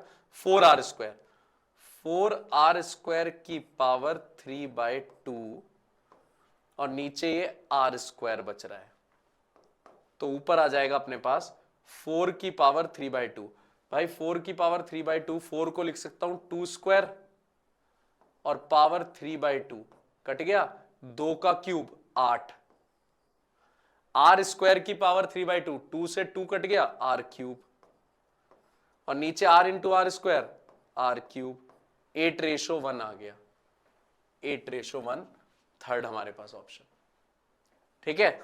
फॉर्मूलों का खेल है, आराम से क्वेश्चन बन रहे हैं, कोई बड़ी बात नहीं है। 2023 का ये लो, हो जाए एक और question. As shown on a figure, एक फिगर में दिखा रखा है, a long straight conductor with semi circular arc, long straight conductor with semi circular arc of radius π/10 ठीक है, कैरिंग करंट 3 एम्पियर, 3 एम्पियर जा रहा है इसमें। The magnitude of magnetic field at O of the arc is, magnetic field बतानी है यहां पे ओ पे। हो गया सॉल्व, सिंपल। स्ट्रेट कंडक्टर की तो एक्सिस पे नहीं होती, अभी पीछे पढ़ाया था भैया ने कि अगर कोई स्ट्रेट कंडक्टर हो तो उसकी अपनी एक्सिस पर मैग्नेटिक फील्ड नहीं होती। तो ये स्ट्रेट कंडक्टर है, इस एक्सिस पर इसकी मैग्नेटिक फील्ड नहीं होगी। ये स्ट्रेट कंडक्टर है तो एक्सिस पर मैग्नेटिक फील्ड नहीं होगी, खाली सेमी सर्कल की मैग्नेटिक फील्ड होगी, सेमी सर्कल की। और सेमी सर्कल की मैग्नेटिक फील्ड होती है mu naught N I upon 4r, mu naught N I upon 4r। Mu naught की वैल्यू 4 पाई इंटू 10 की power -7। Number of turns, number of turns हमारे पास नहीं गिवन तो 1 ले लो।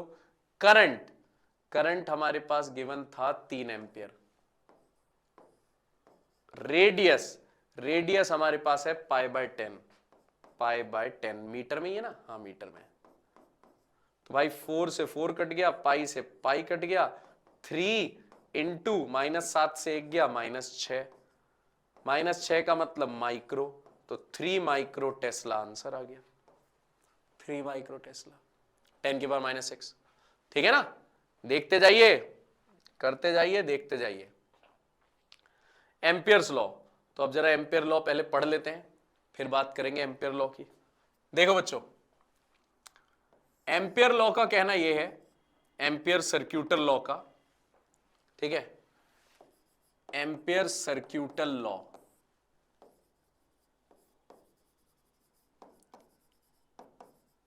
ये लॉ भी मैग्नेटिक फील्ड निकालने में मदद करता है, जैसे बायोट सेवर्ट लॉ।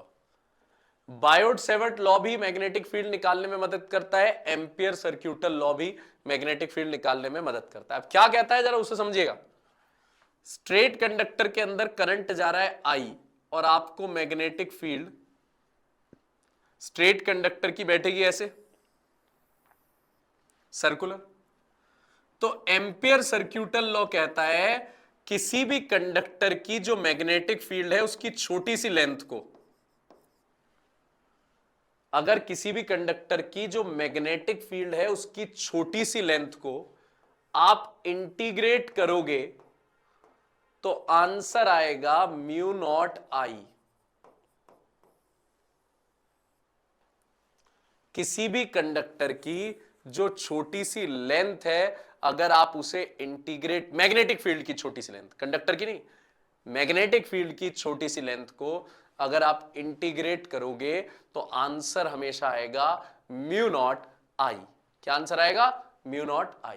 ध्यान रखना इस बात को, B.dl is equals to mu naught I। ये आपको याद रखना है, एम्पियर सर्क्यूटल लॉ का फॉर्मूला। ठीक है, ओहो अभी रुक जाओ, अभी तो पढ़ाना है। देखो, अगर ये सर्कुलर सॉरी स्ट्रेट कंडक्टर है जिसका खुद का रेडियस है, सपोज करो कैपिटल R, इसका खुद का रेडियस कैपिटल R है, लेकिन इसके अंदर जो करंट जा रहा है वो करंट वेरी कर रहा है क्रॉस सेक्शन के हिसाब से, मोटाई के हिसाब से। मतलब कंडक्टर का अगर आप छोटा हिस्सा लोगे पतला तो उसमें करंट कम होगा, बढ़ाओगे थोड़ा ज्यादा होगा, बढ़ाओगे पूरा ज्यादा होगा, पूरा लोगे पूरा कंडक्टर तो टोटल करंट I होगा। मतलब करंट वेरी कर रहा है, किसके हिसाब से करंट वेरी कर रहा है? करंट वेरी कर रहा है क्रॉस सेक्शन के हिसाब से। तब सीन बता रहा हूं क्या रहता है, तब आउटसाइड द कंडक्टर कितनी दूरी पर, सपोज करो सेंटर से स्मॉल r दूरी पर, मैग्नेटिक फील्ड रहती है mu naught I upon 2 pi r outside. अगर आपके पास एक स्ट्रेट कंडक्टर है जिसमें करंट, कंडीशन सुन लेना, स्ट्रेट कंडक्टर है जिसमें करंट वेरी कर रहा है क्रॉस सेक्शन के हिसाब से, तो मैग्नेटिक फील्ड बाहर होती है ये, यानी छोटे r पे कैसे डिपेंड करती है? इनवर्सली। और अगर आपको इनसाइड निकालनी है, इनसाइड सेम कंडक्टर है, आपको मैग्नेटिक फील्ड निकालनी है यहां पे, सेंटर से कितनी दूरी पर, स्मॉल आर दूरी पर। ये भी स्मॉल आर नाम दे रखा है, इसे भी स्मॉल आर। तो मैग्नेटिक फील्ड का फॉर्मूला क्या होता है, उस केस में मैग्नेटिक फील्ड होती है mu naught I R square upon 2 pi R. Oh sorry, mu naught I R upon 2 pi are square. ठीक है, तो यहां आर पे कैसे डिपेंड कर रही है, डायरेक्टली। कहां, inside. Inside the conductor magnetic field directly है, इनसाइड सरफेस पे मैक्सिमम है और सरफेस से बाहर जाने पर इनवर्सली है। मैग्नेटिक फील्ड आर के साथ, जब आर छोटा है कैपिटल आर से, मतलब इनसाइड, तब मैग्नेटिक फील्ड डायरेक्टली है आर के, सरफेस पर मैक्सिमम है। और outside, outside magnetic field R पे कैसे डिपेंड कर रही है, ओहो हो, आउटसाइड आर पे इनवर्सली प्रोपोर्शनल है। भाई याद रखना, बहुत काम की चीज है, बहुत काम की। स्ट्रेट कंडक्टर है और करंट किसके हिसाब से वेरी कर रहा है, क्रॉस सेक्शन, मोटाई के हिसाब से, मतलब करंट यूनिफॉर्म नहीं है, क्रॉस सेक्शन के हिसाब से बदल रहा है। तो outside the conductor magnetic field होती है mu naught I upon 2 pi R, याद कर लो, mu naught I upon 2 pi R. और इनसाइड मैग्नेटिक फील्ड होती है mu naught I R upon 2 pi are square. ठीक है, स्मॉल आर पे यहां इनवर्सली डिपेंड कर रही है, स्मॉल आर पे यहां डायरेक्टली, डायरेक्टली इनवर्सली। ठीक है, आओ, नहीं अभी और, पहले अभी और सीखो। सोलेनॉइड की मैग्नेटिक फील्ड, ध्यान देना।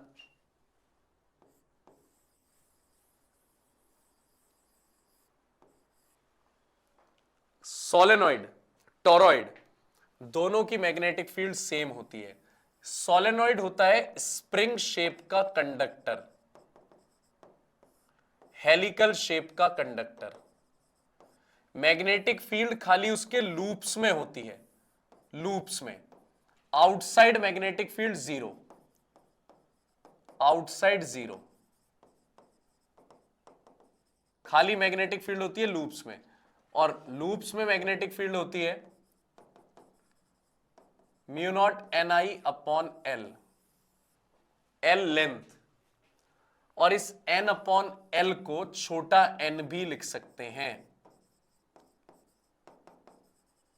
छोटा N, linear number density.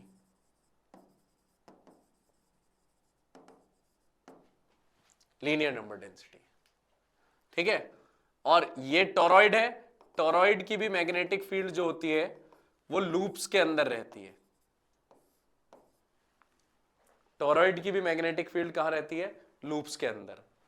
Outside मतलब यहां पे भी जीरो, यहां पे भी जीरो, बस लूप्स के अंदर।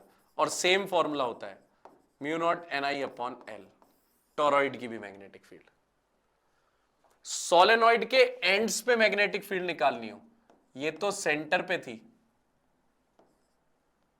ओ पे, अगर एंड्स पे निकालनी हो सोलेनॉइड की तो हाफ हो जाती है, half mu naught N I upon L, half mu naught N I upon L. ठीक है, याद रखना, सोलेनॉइड की magnetic field, solenoid spring shape का कंडक्टर होता है, उसके अंदर अगर करंट जा रहा है तो वो मैग्नेट बनता है, लेकिन उसका मैग्नेटिक बिहेवियर खाली लूप्स के अंदर रहता है, आउटसाइड नहीं होता, वो चुंबक की तरह बिहेव नहीं करता, खाली लूप्स के अंदर। और कितना मैग्नेटिक बिहेवियर रहता है, mu naught N I upon L या mu naught N I. Ends पे कितना रहता है, half mu naught N I upon L.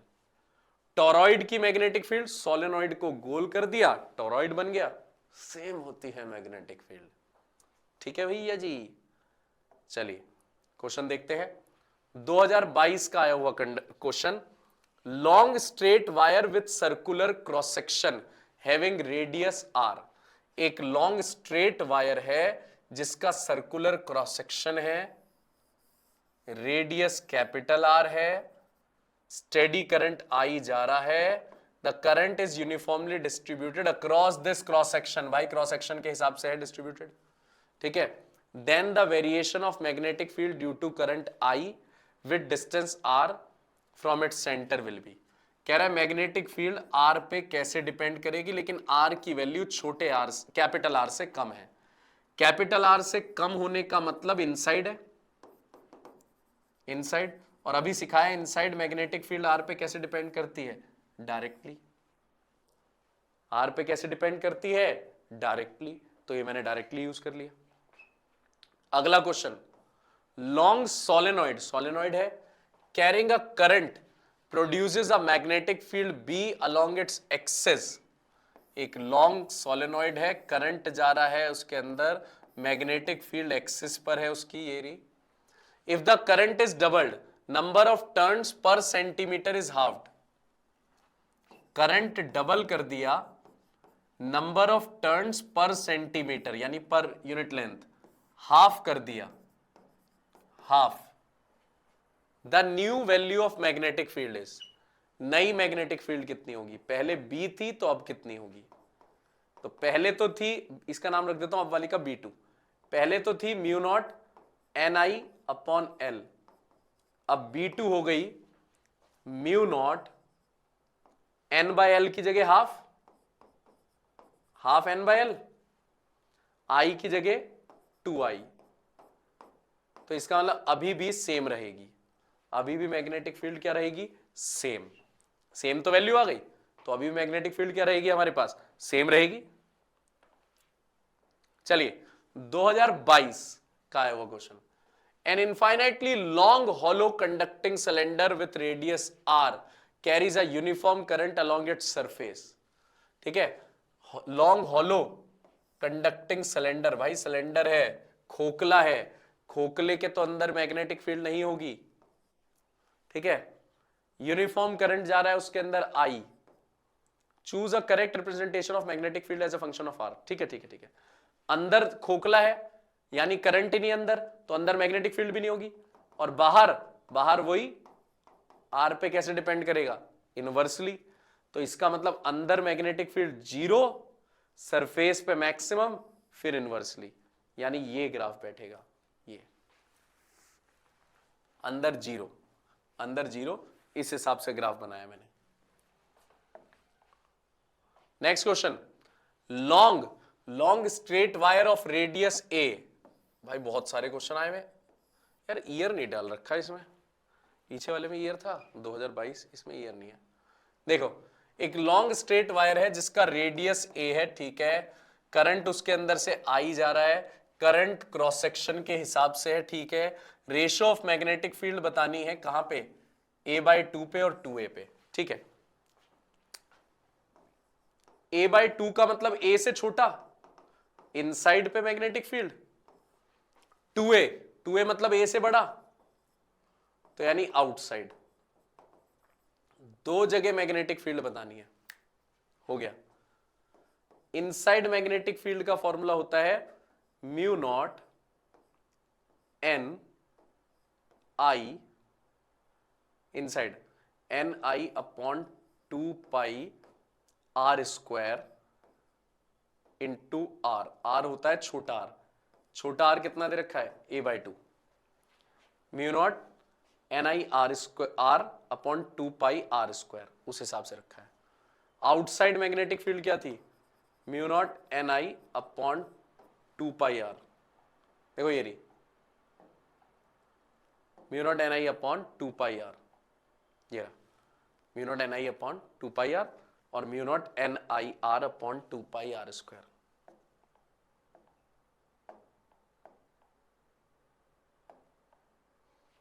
Mu naught NI upon 2 pi R। R कितना दे रखा है, 2A, 2A। दोनों को डिवाइड कर दें रेशो के लिए, B1 बाय B2। जब डिवाइड करूंगा तो म्यू नॉट NI तो कट जाएगा, 2 पाई भी कट जाएगा, A से ये पहले से ये कटा हुआ है, तो यानी ये तो बचा हुआ है 1/2A, और ये भी कितना, अरे सेम ही आ गया, तो 1/2A, 1:1 आ गया,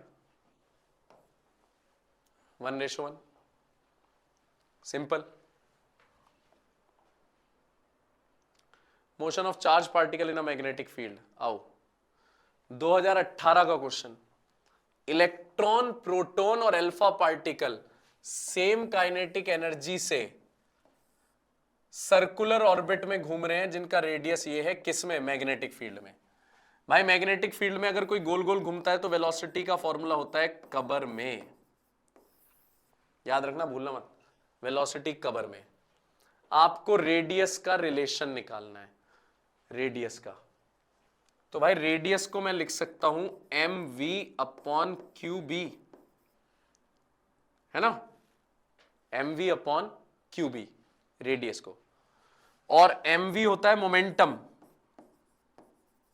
M V upon Q B, velocity कबर में M V upon Q B, M V होता है मोमेंटम। मोमेंटम को लिख सकते हैं √2m काइनेटिक एनर्जी, 11th में पढ़ा था, √2m काइनेटिक एनर्जी।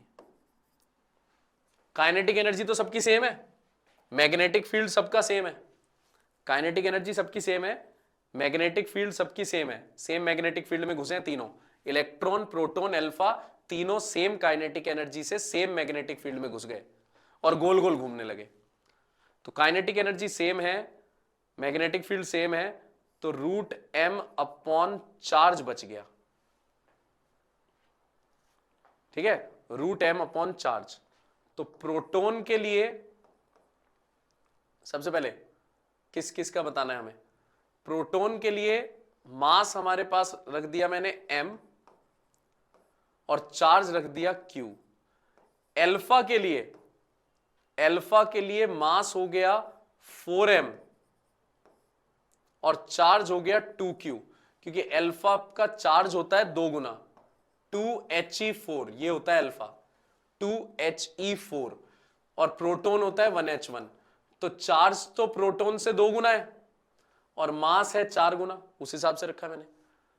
4 बाहर आ गया, 2।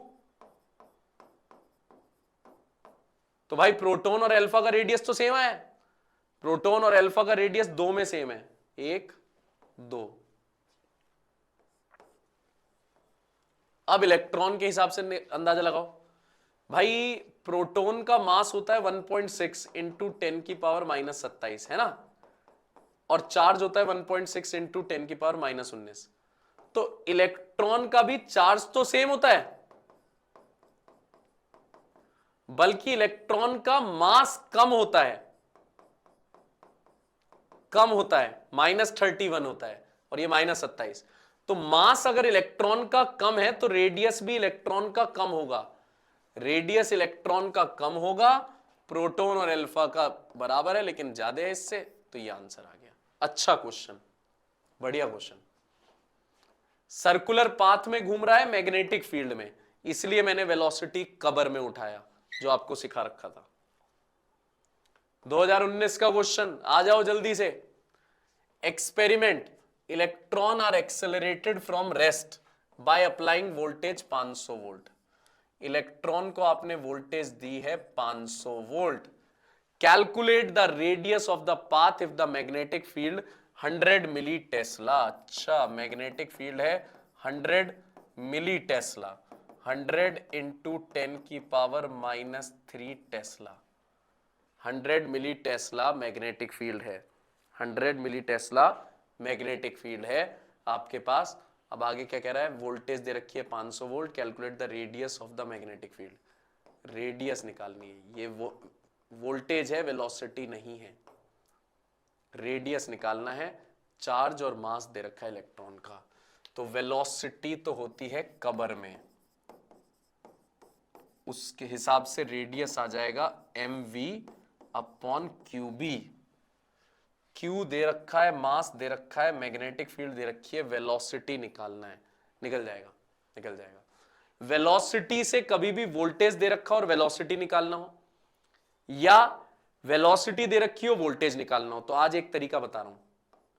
काइनेटिक एनर्जी का फॉर्मूला हाफ mv² भी होता है और काइनेटिक एनर्जी का फॉर्मूला चार्ज इंटू वोल्टेज भी होता है। दिमाग में बैठा लो, लिख लो इस बात को। कभी वेलोसिटी से वोल्टेज निकालनी हो या वोल्टेज से वेलोसिटी निकालनी हो तो काइनेटिक एनर्जी एकमात्र ब्रिज है इन दोनों के बीच का। काइनेटिक एनर्जी हाफ mv² भी होता है, इसमें ये वाला v जो मैंने बनाया ये वेलोसिटी है और ये वाला v वोल्टेज। उस हिसाब से v की वैल्यू आ जाएगी, v की वैल्यू 2 ऊपर गया 2qv, m नीचे आया, स्क्वायर हट के रूट आ गया, तो रेडियस आ गया हमारे पास m, वेलोसिटी की जगह √2qv upon m divide by q into b। ठीक है, अब भैया जी इस m को अंदर लेके जाओ और इस चार्ज को भी अंदर लेके जाओ, मैग्नेटिक फील्ड रखो बाहर, मास को अंदर लेके गए तो m स्क्वायर हो गया।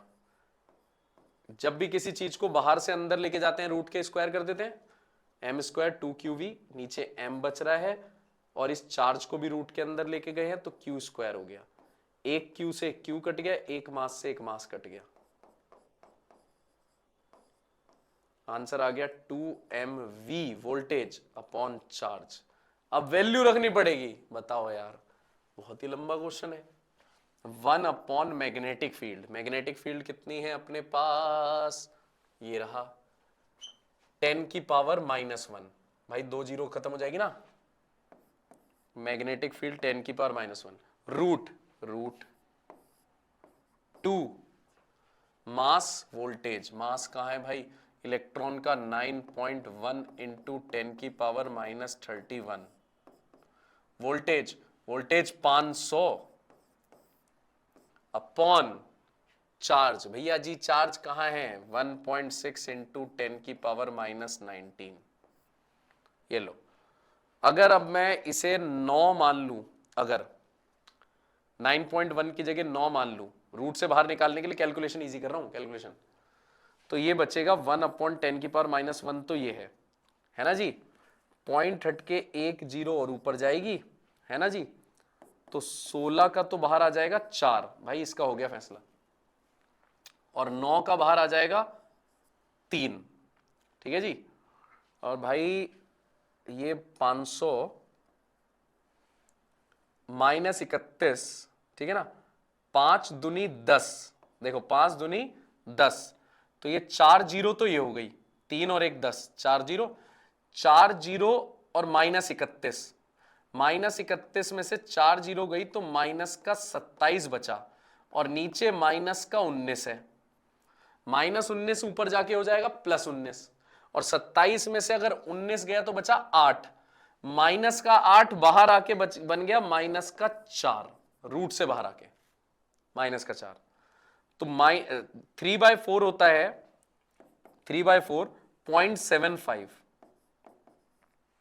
और -4 में से -1 चला गया, -3, 0.75 10 की पावर -3, 7.5 कर दूं तो -4 आ जाएगा,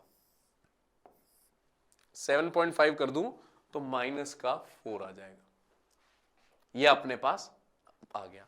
अच्छा क्वेश्चन था, इसमें आपको नई चीज सीखने को मिली, ये कि कभी भी वेलोसिटी से वोल्टेज या वोल्टेज से वेलोसिटी बनाना हो, एक ही फॉर्मूला होता है काइनेटिक एनर्जी का, ½ mv² = qv, ½ mv² = qv, भूलना मत इस चीज को, दिमाग में बैठा लो। अगला, proton of kinetic energy 1 mega electron volt, proton की काइनेटिक एनर्जी है 1 मेगा इलेक्ट्रॉन वोल्ट, यानी 10 की power 6 electron volt, moves from south to north, proton जा रहा है साउथ से नॉर्थ, ठीक है, इट गेट एक्सेलरेशन ऑफ, ओहो, काइनेटिक एनर्जी भी दे रखी है प्रोटॉन की और एक्सेलरेशन भी दे दिया, by applied magnetic field west to east, proton जा रहा है साउथ से नॉर्थ, साउथ से नॉर्थ, और मैग्नेटिक फील्ड आपने दे दी वेस्ट से ईस्ट, इस तरफ, यानी परपेंडिकुलर, परपेंडिकुलर, ठीक है, मैग्नेटिक फील्ड प्रोटॉन के परपेंडिकुलर है। The value of magnetic field is, आपको मैग्नेटिक फील्ड की वैल्यू बतानी है भैया, एक्सेलरेशन हमारे पास दे रखा है प्रोटॉन का, अब सीधी बात ये समझ में आ रही है कि उस प्रोटॉन पे गोल गोल वो घूम रहा है सेंट्रीपिटल फोर्स, क्योंकि 90 डिग्री पे एंटर हुआ है,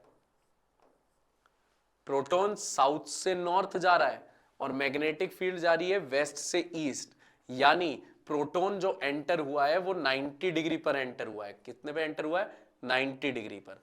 तो उस और इनिशियल वेलोसिटी आपके पास 0 है, ठीक है। एक्सेलरेट नहीं, इनिशियल वेलोसिटी कुछ नहीं है, ठीक है, ऐसा कुछ नहीं है, इनिशियल को कुछ नहीं है, ठीक है। तो अब हम यहां पे यूज कर सकते हैं वेलोसिटी इज इक्वल्स टू कबर में,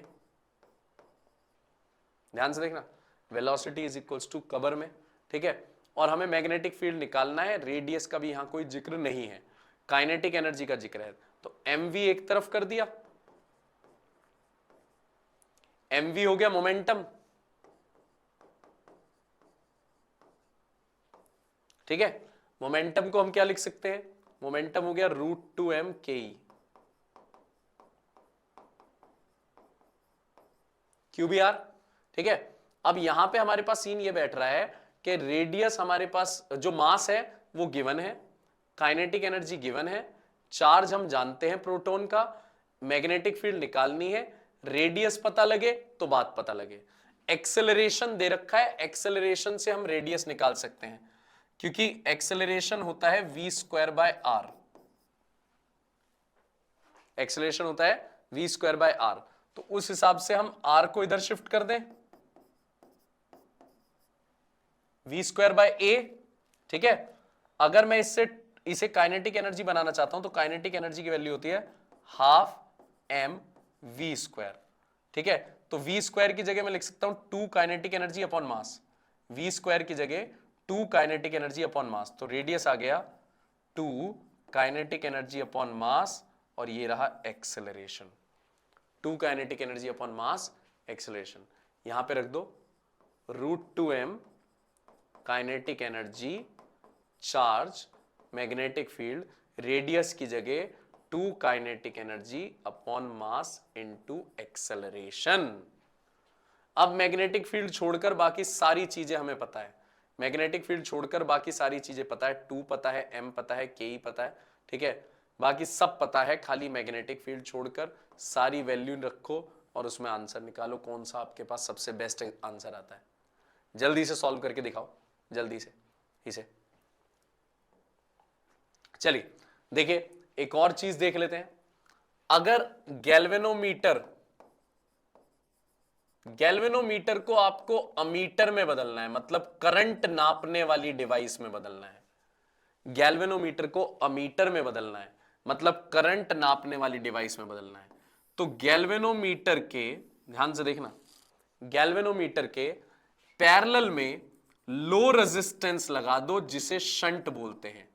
जो भी रेजिस्टेंस गैल्वेनोमीटर के पैरेलल में लगता है उसे शंट बोला जाता है। गैल्वेनोमीटर के पैरेलल में लो रेजिस्टेंस लगा दो, जितना लो रेजिस्टेंस होगा उतना अमीटर करंट ज्यादा नापेगा। अगर इस शंट की वैल्यू बिल्कुल ही 0 होगी तो उस समय करंट कितना नापेगा? ये इनफाइनाइट, यानी उस समय ये आइडियल अमीटर बन जाएगा। तो आज के बाद अगर आपसे कोई पूछे गैल्वेनोमीटर से अमीटर कैसे बना सकते हैं, तो बोलना गैल्वेनोमीटर के पैरेलल में लो रेजिस्टेंस लगा दो, वो अमीटर बन जाती है पूरी डिवाइस। रेजिस्टेंस जितना कम होगा करंट उतना ज्यादा नापा जाएगा।